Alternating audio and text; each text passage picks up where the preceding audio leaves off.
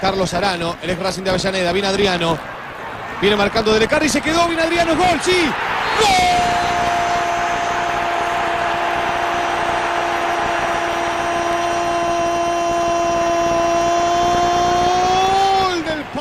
Tangguh, sangat berbakat dan mematikan di depan mulut gawang. Ia tampil sebagai sosok yang punya segala atribut untuk mewarisi tahta Ronaldo Nazario sebagai striker terbaik Brazil di kancah sepak bola Eropa. Bertubuh gempal namun sangat cepat dan memiliki tendangan kaki kiri di atas rata-rata. Kemampuannya begitu melegenda, terutama bagi Anda penikmat game Winning Eleven.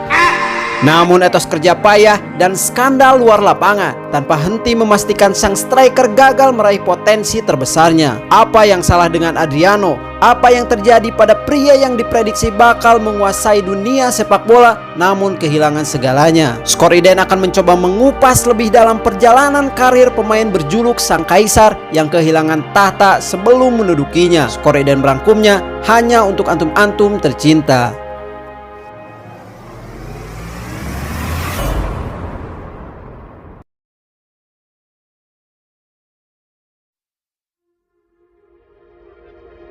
Adriano Leite Ribeiro lahir pada 17 Februari 1982 di Rio de Janeiro, Brazil. Merupakan anak dari pasangan Rosilda Ribeiro dan Almir Leite Ribeiro. Tidak berbeda dengan kebanyakan pesepak bola Brazil lainnya, kehidupan kecil Adriano tak seindah kehidupan Rafathar.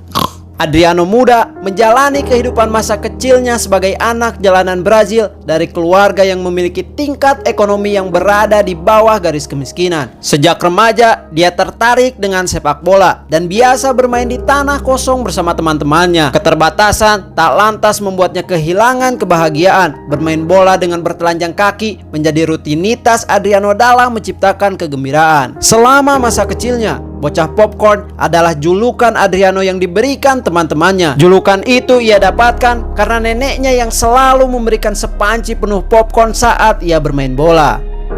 Sepak bola adalah satu-satunya bakat yang dimilikinya. Impian masa kecilnya adalah menjadi kaya dan memiliki mobil yang besar. Mimpi ini menjadikan Adriano lebih serius menggeluti dunia sepak bola. Dukungan penuh dari keluarga semakin membuat Adriano termotivasi untuk meraih ambisinya menjadi pemain bola profesional. Kerja keras dan dedikasinya pada sepak bola kemudian membawanya masuk ke dalam Akademi Flamengo. Ia memulai karirnya pada tahun 1999 di skuad muda Flamengo. Karena ukuran fisiknya yang besar dan kuat, ia mulai bermain sebagai bek kiri sebelum beralih ke penyerang. Berkat fisik yang mumpuni dan kekuatan tembakan kaki kirinya, Adriano berhasil mencuri perhatian. Ia kemudian promosi ke dalam skuad senior pada tahun 2000. Adriano melakukan debut pertamanya di skuad senior Flamengo pada 2 Februari tahun 2000 pada pertandingan kompetisi Torneio Rio Sao Paulo melawan Botafogo. 4 hari kemudian, Adriano mencetak gol pertamanya saat melawan Sao Paulo dalam kompetisi yang sama.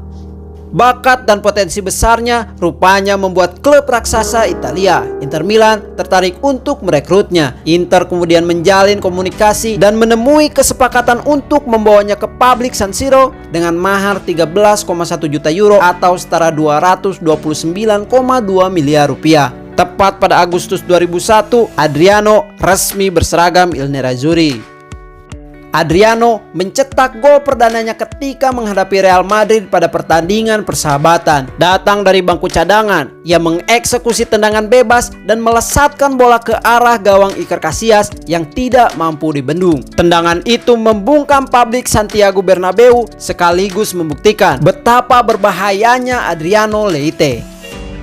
Namun minimnya menit bermain serta penampilannya yang belum menemui permainan terbaiknya, Adriano kemudian dipinjamkan ke Fiorentina. Satu musim berseragam La Viola, Adriano terlibat dalam 15 pertandingan dengan catatan 6 gol dan 1 assist. Keinginan kuat Inter Milan untuk mendatangkan Fabio Cannavaro dari Parma serta banyaknya deretan penyerang yang menghuni lini depan Inter Milan. Sebut saja Hernan Crespo yang diboyong dari Lazio dan kedatangan Gabriel Omar Batistuta yang dipinjamkan AS Roma membuat Adriano sulit menembus skuad utama dan tidak mendapatkan tempat. Parma yang kala itu melihat potensi besar yang ada pada Adriano memanfaatkan situasi dan mencoba melakukan komunikasi untuk mendapatkan talenta Brazil berusia 21 tahun itu. Hingga pada akhirnya Inter Milan sepakat untuk melepas Adriano dengan nilai transfer 14,5 juta euro atau setara 252 miliar rupiah. Bermain di hadapan publik Stadion Ennio Tardini tidak membuat Adriano gentar dalam menghadapi petualangannya yang baru. Adriano berhasil menjawab kepercayaan pelatih Cesar Prandelli. Ia menjadi skuad utama yang perannya begitu sentral di lini depan Parma, bersama striker mengerikan pada masanya, Marco Di Vaio, serta duet mencoloknya bersama Adrian Mutu membuat lini depan Parma sangat diperhitungkan. 2 musim berseragam Ducati Gialloblu, Adriano berhasil menorehkan catatan mentereng. Dari total 45 pertandingan, ia berhasil mencetak 26 gol dan 5 assist. Di tahun yang sama, peran sentralnya berlanjut di level timnas. Adriano sukses mengantarkan Brazil menjadi juara Copa America setelah menghempaskan Argentina di partai final. Sempat tertinggal 1-2, Adriano kemudian muncul sebagai pahlawan. Golnya di menit akhir memaksa pertandingan berlanjut dalam drama adu penalti. Adriano menorehkan prestasi yang sangat luar biasa, menggemparkan publik sepak bola dengan berhasil menjadi pencetak gol terbanyak dengan torehan 7 golnya. Catatan itu kemudian mengantarnya keluar sebagai peraih sepatu emas.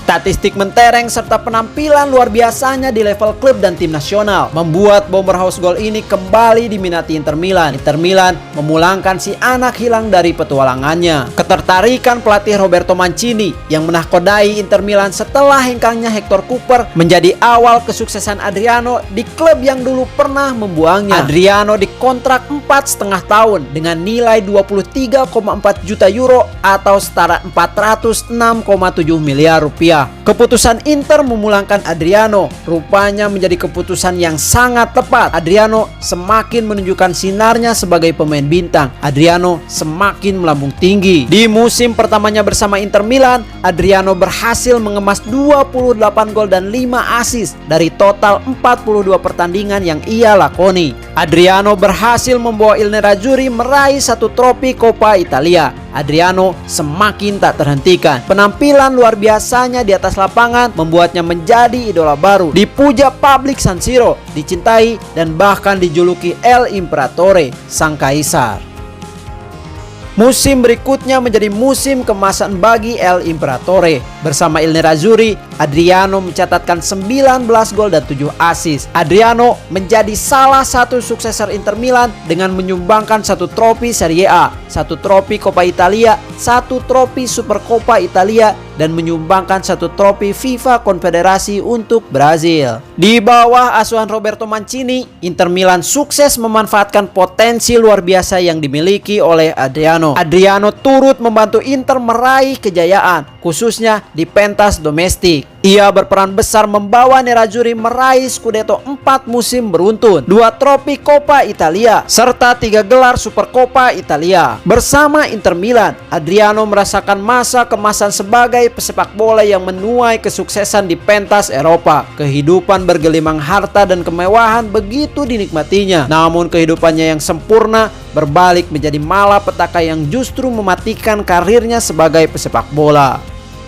Berawal dari sebuah telepon dari keluarganya yang menyampaikan berita duka tentang kematian ayahnya, kehebatan Adriano di atas lapangan mulai memudar. Dia tidak lagi menikmati permainan terbaiknya. Adriano seolah hilang arah dan terpuruk dalam depresi yang menghancurkan karirnya. Javier Zanetti menjadi saksi dari perubahan Adriano setelah ditinggal sang ayah. Zanetti bercerita, sebuah telepon berdering dan Adriano mengangkat telepon tersebut. Seketika raut wajah Adriano diliputi kemurungan. Air matanya tidak terbendung dan membasahi kedua pipinya. Sesaat kemudian ia melempar telepon tersebut, disusul rintihan kesedihan yang tidak bisa Zanetti gambarkan. Zanetti yang kebetulan tengah berada dekat dengan Adriano menyadari sesuatu buruk menimpa keluarga rekan satu timnya itu di Brazil. Bersama presiden klub Massimo Moratti, Zanetti sebisa mungkin menenangkan Adriano yang tengah diliputi kesedihan mendalam karena kematian sosok sang ayah yang sangat berarti di kehidupannya. Saya masih merinding jika mengingat peristiwa itu. Adriano bermain luar biasa, mencetak gol dan mendedikasikan tujuannya kepada ayahnya. Namun setelah panggilan itu, dia tidak pernah sama lagi. Sejak saat itu, dia bukan lagi sosok yang sama. Kekalahan terbesar saya adalah gagal mengeluarkannya dari jurang depresi, ujar Zanetti dilansir dari Gol. Kematian sang ayah membuat Adriano tersentak. Dia tidak siap menerima kenyataan pahit itu. Sosok sang ayah yang amat berarti dalam kehidupannya. Berkat sang ayah, motivasinya menjadi pesepak bola tumbuh subur. Pukulan keras serta duka mendalam yang ia rasakan membuatnya lebih sering keluar masuk klub malam untuk meneguk minuman beralkohol. Pada 2006, ia sempat 2 kali tertangkap berpesta di klub malam. Adriano mulai kecanduan alkohol dan obat-obatan terlarang. Kegemarannya menenggak alkohol dan keluar malam untuk berpesta berdampak pada performanya di atas lapangan. Adriano mengalami penurunan performa yang sangat signifikan. Penurunan performa itu membuat Inter Milan berang. Pada pertengahan musim 2008-2009, Inter sempat meminjamkan Adriano ke Sao Paulo. Tujuannya agar sang pemain bisa menemukan kembali performa terbaiknya. Namun cara itu terbukti tidak berhasil. Performa Adriano justru semakin menukik. Pada akhir musim 2008-2009, Inter kemudian melepasnya ke Flamengo.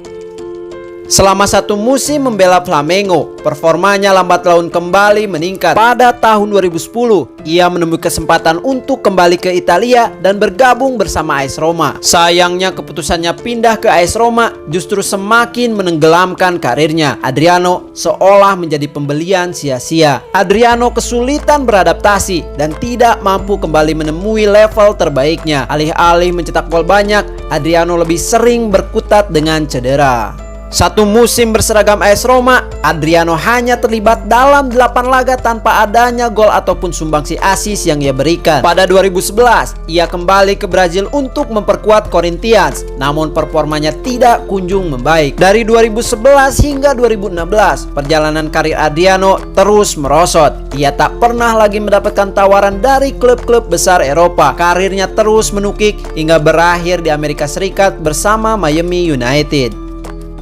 Kematian sang ayah benar-benar meninggalkan luka mendalam yang membuatnya menderita secara mental. Depresi membuat Adriano terpuruk dan jatuh ke dalam lubang kehancuran. Hanya aku yang tahu seberapa parah aku menderita. Kematian ayahku meninggalkan lubang yang sangat besar. Aku merasa sendirian dan aku selalu menyendiri ketika ia meninggal. Aku sedih dan depresi di Italia, dan saat itulah aku mulai minum. Aku hanya merasa bahagia ketika aku menenggak minuman. Aku meminum semua yang ada di hadapanku. Anggur, whisky, vodka, bir. Aku tak tahu bagaimana menyembunyikannya. Aku biasa tiba di tempat latihan pada pagi hari dalam keadaan mabuk, ujar Adriano dikutip dari Gol.